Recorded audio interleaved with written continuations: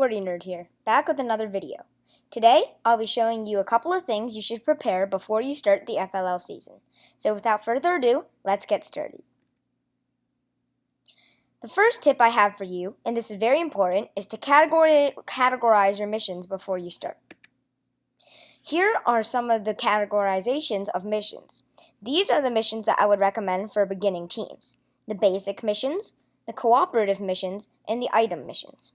The basic missions usually have stable scores, and you can get pretty high with just basic missions, and they're also relatively easy. Cooperative missions usually require cooperation between teams. There's usually only one, and there's usually at least one. And an item mission needs an item from a separate place on the game field in order to score points, such as a flippable ring disc or a bat from home base. And items can already be given and will be in base to start if they are given, such as the bat in FLL City Shaper, while the drone is in another location on the map and must be picked up before it is placed somewhere. These are the other categories of missions that I would recommend to more advanced teams. Obviously, advanced is the first one, and it's usually more difficult than most other missions. And points can vary in comparison to basic. Some advanced missions score a ton of points because of how hard they are, but some barely score any, so you wonder why they're still advanced, while you can get more points by just basic. Those kind also fall into the extra category, which are very minimal points awarded in comparison to their extreme difficulty, and they're often pretty difficult. These are for teams that have mastered most basic, cooperative, item missions and are looking for more challenging missions to increase their score little by little to break the tie between more advanced teams. The next tip I have for you is to know the locations of missions. Basic missions are usually all over the place, and the kind of mascot mission, which they'll show at the beginning of the year, is usually near the north wall close to base. The cooperative missions are varied, but it was always on the same side that's closest to your opponents. Your item is varied. The advanced missions are also varied, but there's usually one in the northeast corner, and the extra missions are varied as well. The next big tip I have you is build a base robot ahead of time.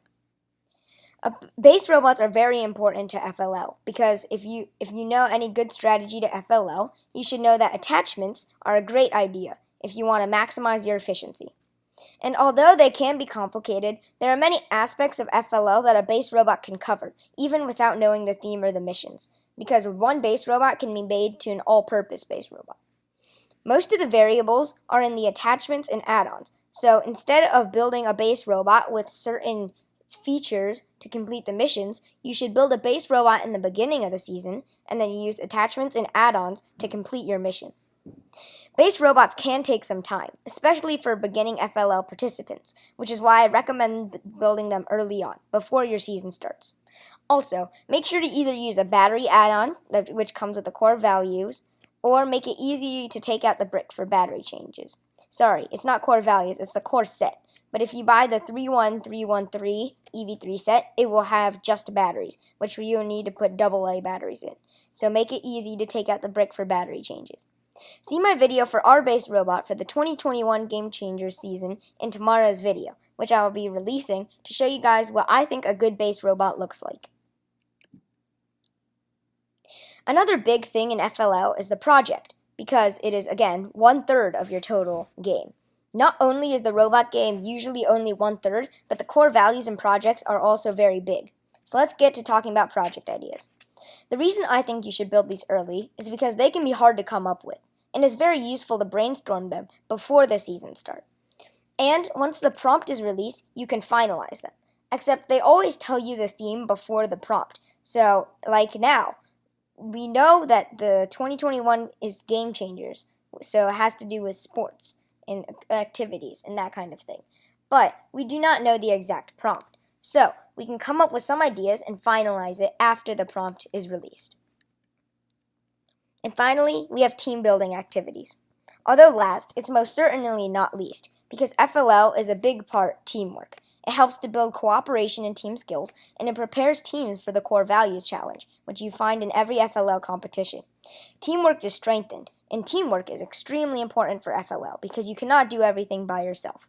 Having fun and taking a break with the team and friends actually increases production because if people work too hard, then they tighten up and production actually goes down, even though you're spending more time on it.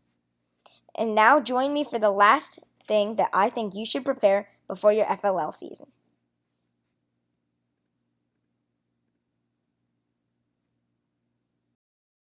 The last thing you should prepare before FLL is anything that you'll know you'll need during the season.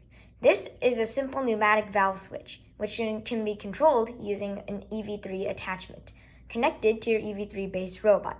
Here's a sneak peek at that. This is my base robot, and another thing you can prepare are attachment bases, if you have those. I didn't take much time to prepare this, so as you can see, I forgot a stopper. But I'll just slide this down here, and then I can just pop my attachment into my robot, and it spins. Thank you guys for watching today's video. I really hope you enjoyed. And see you tomorrow for the rest of my base robot. Here it is. Bye. See you all later. And this was the Wordy Nerd 48 channel.